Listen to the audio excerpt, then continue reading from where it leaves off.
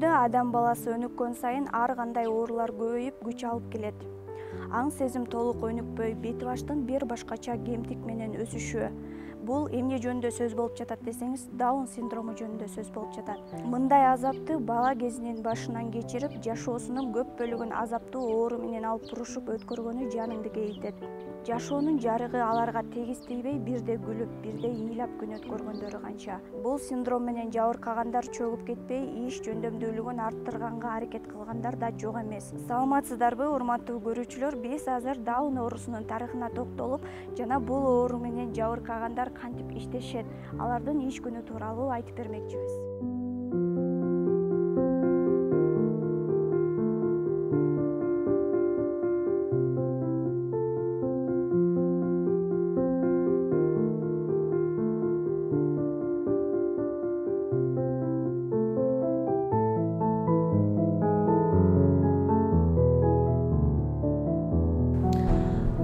Что по поводу синдрома Дауна? Даун балдары ата-эненин ден соолугунан көз каранды болбойт. Бул кайталанып пайда болуп туруучу генетикалык оору. Мындай наристелердин төрөлүшүнө ата-энелер өздөрүн күнөөлөбөй эле коюшса болот. Бул нерсенин келип чыгышын түшүндүрүү кыйын.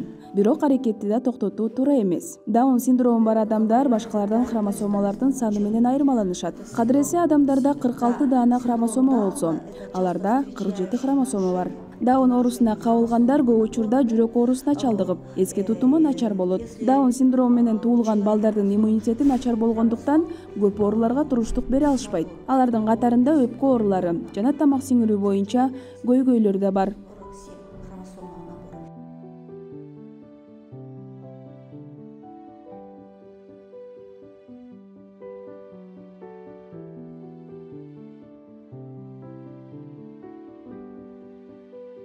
Бишкек шаарында майыптуулугу бар, бирок ишке жөндөмдүү балдарга атайын жумуш орундарын түзүү максатында Соломон Сэндвич аттуу тест татым жайы ачылган. Бул жайда Даун синдрому менен жабыркаган балдар иштейт.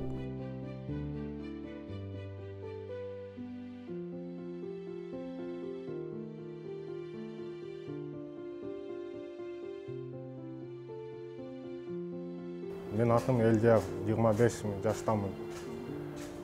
Мен слабослышим. Мен жакшы угам, жакшы сүйлөйм, бирок алыстан укпайм.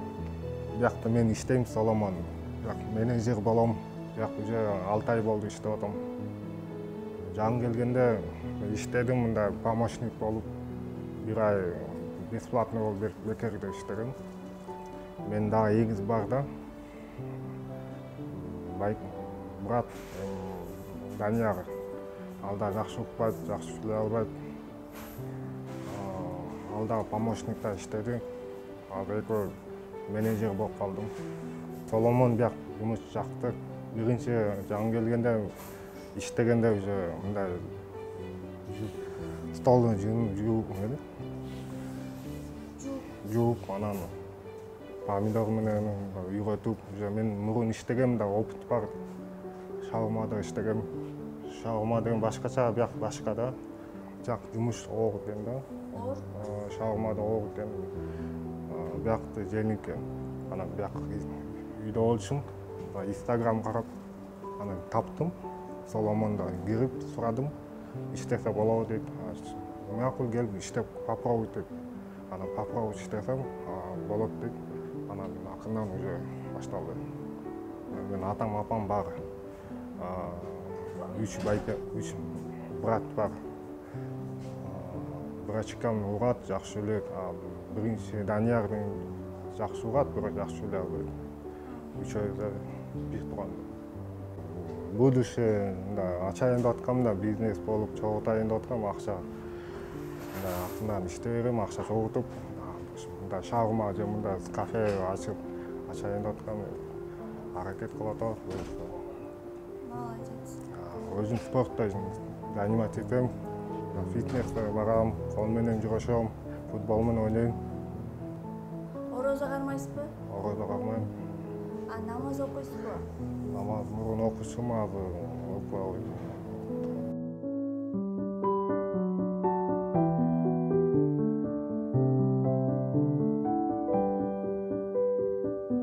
Бул бияктын баш аты ошо Джеймс, анан Бактияр деген жигиттер башташкан, демилге көтөрүшкөн. Анан бизди мен үй бүлөмдү бул проектке чакырышканды.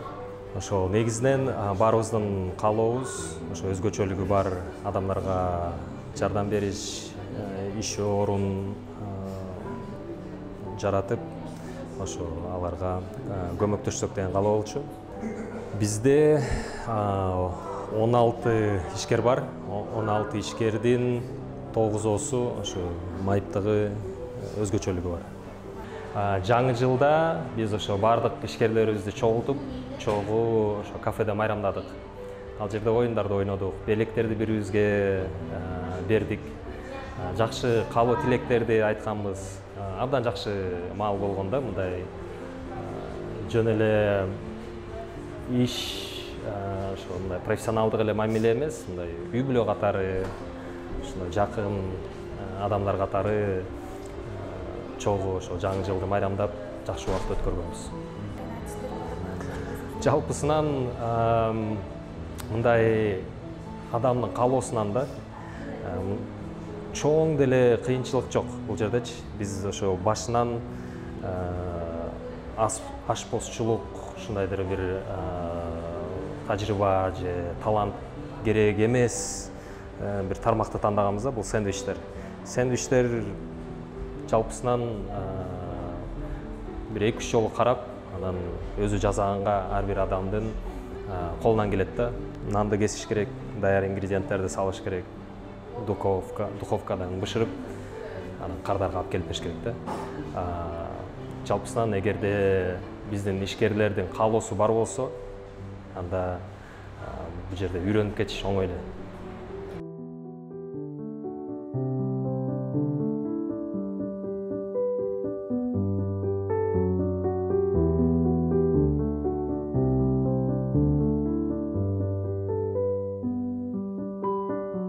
Прежде всего, я, наверное, мама. Менин 4 балам бар. Кичүү балабызды багып алганбыз. Биз майыптык менен кызыбыз төрөлгөндө кездештик. Кызыбызга Даун синдрому менен жабыркайт деген диагноз коюп беришти. Ал учурда жардамды кайдан күтөрүүбүздү билбей, эң жакшы доктурларга барып жүрдүк. Алгачкы жардамды башка энеден алдым. Анында баласынын диагнозу Даун синдрому болгондуктан эч нерсе болбойт, мындай болот деп мени тынчтантты. Башка ата-энелер менен биз ооруган балдарыбызга жардам берүү үчүн фонд ачтык. Азыр биз психологиялык жактан жардам беребиз. Ата-эне баланын өнүгүп өсүүсүнө канчалык эрте карап баштаган болсо, бала ошончолук бат өнүгүп өсөт. Анан кийинчерээк жашы жеткен балдарды көрүп, жумушка кирүү түйшүгү бар экенин түшүндүк. Майыптыгы бар адамдардын көбү ачык коомго чыкпайт экенин билдик. Ошондон кийин кафе ачуу идеясы келди. Биринчиден ферма ачалы деп да ойлогонбуз. Бирок майып адамды коомго аралаштыруу керектигине байланыштуу кафе ачууну туура көрдүк. Бул жерде адамдар келип, ишкерлерди көрүп, бул норма экенин түшүнүп калат. Мүмкүнчүлүгү чектелген адамдар деген термин мага эч жакпайт. Анткени ар бирөөбүздүн мындайча айтканда мүмкүнчүлүгүбүз чектелген. Бул адамдар деле биздей эле,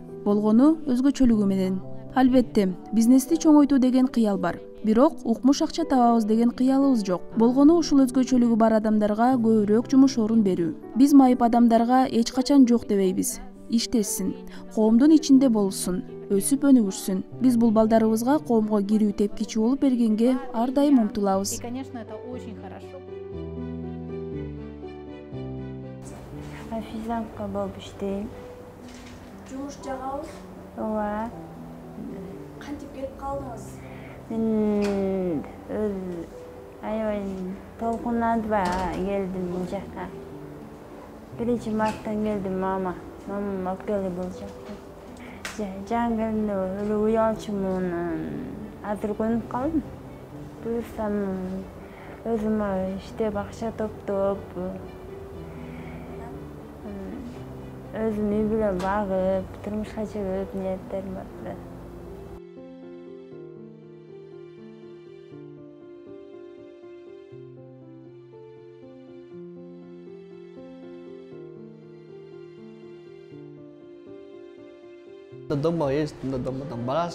Менин атым Асыран, 21 жаштамын, Ысык көлдөн болом. Бир күнү кой союп жатсам эле байкем келип Соломон сэндвичке жумушка кирсең болот экен деп сунуштап калды.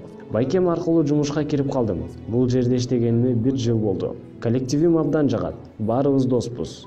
Бири-бирибизди колдоп коштоп турабыз. Келечекте фермерлик жумушту аркалап кетсем дейм. Байкемдин малы бар, ага жардамдашам. Үй бүлөдө 3 эркек балабыз, мен кичүүсүмүн. Ата-энем Дубайда иштешет. Бишкекте чоң апам менен турам.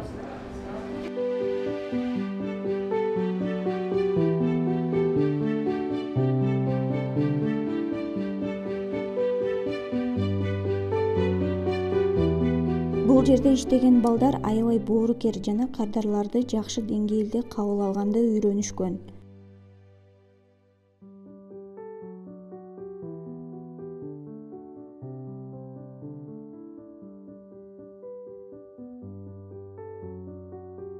Меня зовут Дмитрий. Менин атым Дмитрий. Мен Бишкектин четиндеги 5 күнгөй айылында төрөлүп өскөм. Мектепти бүтүп, повар-кондитердин окуусун 1,5 жыл окугам. Повар-кондитер болуу бул менин кыялым болчу. Окуумду бүтүргөндөн кийин жумуш таппай кыйналдым. Анткени карантин учуру да болуп калды. Мезгил абдан оор эле. Бир күнү эжем интернеттен Саламон сэндвичтин рекламасын көрүп калып мага сунуштады. Апам келип сүйлөшкөндөн кийин 3-4 күндөн кийин эле жумушка келдим. Биринчи келгенде эмне кийеримди билбей пиджак кийип келгем. Коллектив мени конок деп ойлошуптур. Мүдүрүбүз келип мени тааныштыргандан кийин коллектив менен чогуу иштешип кеттик. Жумушубуз коллектив да абдан жакшы. Кээде отуруп сүйлөшүп калабыз, кээде чыгып сейилдеп же кафеге отуруп ойноп калабыз. Азырынча бул жакта эле болом. Келечекте иш болсо башка өлкөгө барып иштеп келсемби деп ойлонуп жатам. Был карантин, из-за COVID-19.